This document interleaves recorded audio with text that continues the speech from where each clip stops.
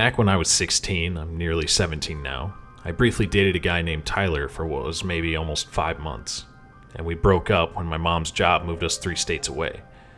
We were young, and I didn't want to maintain a long-distance relationship while I was trying to adjust to moving from what had been my home for 10 years and starting at a new school. We stayed casual friends until a mutual friend told me he began spreading gross rumors about how he popped my cherry before I left, and after I called to confront him about it, he admitted to it. I told him I never wanted anything to do with him again, and he blocked him on Facebook and his number from my phone. I didn't even spare him a second thought until 3 years later. I had just moved to my first apartment with my boyfriend of 2 years and 2 of our friends. I had a job I loved, and I had a great relationship with our roommates.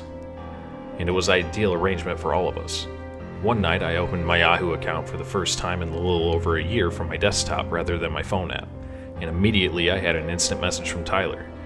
I'd forgotten that back when I used the desktop version frequently, I had my settings to automatically log me into the messenger, and I hadn't removed him from my contacts. By now, we're both nearly 21, and I had done a lot of growing up, so I assumed Tyler probably had too, and was initially comfortable with catching up with him. He'd always been a bit awkward, but I was too, and the conversation was fairly pleasant. The usual how have you beens and whatnot. With me doing most of the talking, since in comparison I had had more opportunities granted to me where I live now compared to my and Tyler's hometown where he still lived. Eventually we signed off since I had work the next morning, and while I wouldn't have considered us friends again, I was happy it was civil. But then he started getting weird. Eventually I added him back on Facebook, and he would randomly send me a message about going through my pictures and liking how much I was grown up and what a woman I'd become. At first, I brushed it off as awkward flattery, but then he started talking about the things he wanted to do to me. Sexual things. I firmly reminded him that I had a serious boyfriend and how inappropriate his comments were. He would apologize only to do it all over again the next day. I got sick of it and blocked him again and told him on Yahoo if he didn't stop messaging me, I would contact the authorities. It was a bluff meant to hopefully scare him, and it worked for a few hours before he decided to send me messages detailing the violent sexual things he wanted to do to me. At this point, I was beyond annoyed and disgusted, so I told him if he ever contacted me again, I would send screenshots of everything he had sent me to his very Christian mother, who was graciously letting him live rent-free. I blocked him on my Yahoo account after that and never heard from him again, assuming he was now out of my life. Oh, how I wish. Fast forward a few years, I'm 25, happily married, and my husband and I have just returned to the States after living in Japan for a few years due to his military career. Shortly after we got settled into our new place, I took a trip to my hometown to spend some time with some family and catch up with a few friends. Over coffee, a long-term mutual friend of mine and Tyler's, Amber, divulged to me that Tyler had been cyber-stalking me. Okay, I thought, but that's not really anything serious. I had nothing to hide from anyone. I was blissfully happy, but she started going into details. I had moved 3 times to 2 different states and then Japan since I'd last spoken to Tyler, and was now living in a 3rd new state, and Amber said each time I moved, Tyler would suddenly talk about wanting to attend university in whatever city I'd moved to. When I moved to Japan, he claimed he would be saving up to take a vacation there, specifically the area where I was stationed rather than a place like Tokyo or Okinawa or any of the big tourist cities. It was weird to be sure, and Amber told me she knew Tyler was stalking my Facebook under a fake name. He openly admitted it to her, but he would never tell her what name he used. She was really concerned about his behavior and admitted she was only in touch with him because of it. In truth, apparently he'd become infamous in our circle of mutual friends for being a creep and sexually harassing several women, successfully chasing them all off. I felt uncomfortable with the knowledge. If her timeline of things was true, he'd been keeping up with my movements for nearly 6 years, but what could I do?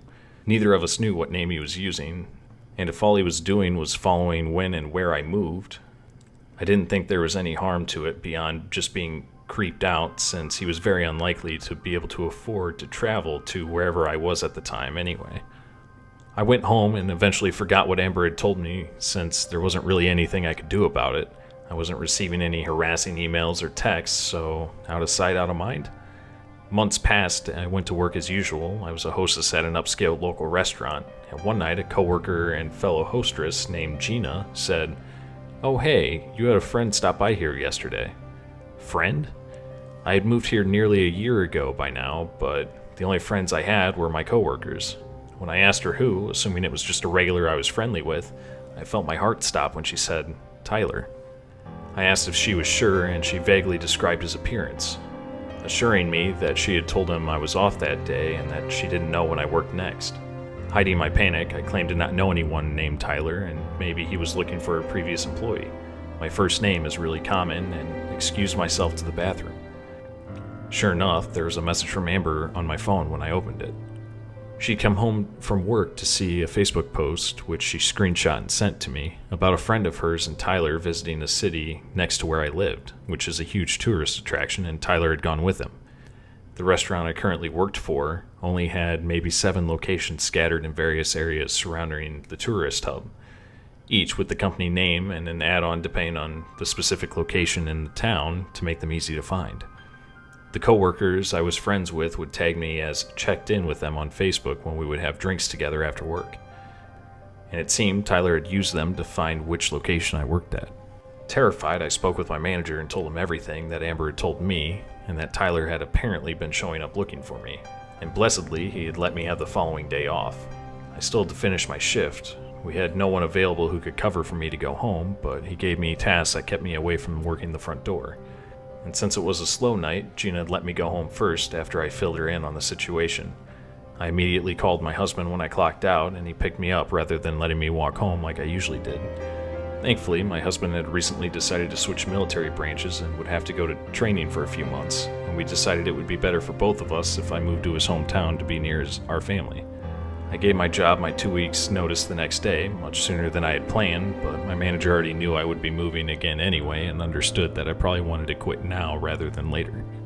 It's been 7 months since then. I'm happily living near my mother-in-law, literally on the opposite side of the country from my hometown and our last location, and have a close-knit little group of friends in our apartment complex. But I did have a complete overhaul of my Facebook settings. No one can tag me in any location or picture without my manual approval, and my current location is unlisted to anyone that is not on my friends list. Amber still has Tyler on Facebook, but she says they rarely speak anymore after he was recently served with a restraining order by a mutual friend of theirs. Seems I wasn't the only person he was stalking, and I'm not surprised given the stories of him that have been floating around our old friend circle. I still get a little anxious, especially when I remember how close Tyler came to finding me, but I still don't understand why he kept tracking me for so long, and I don't think I ever want to know.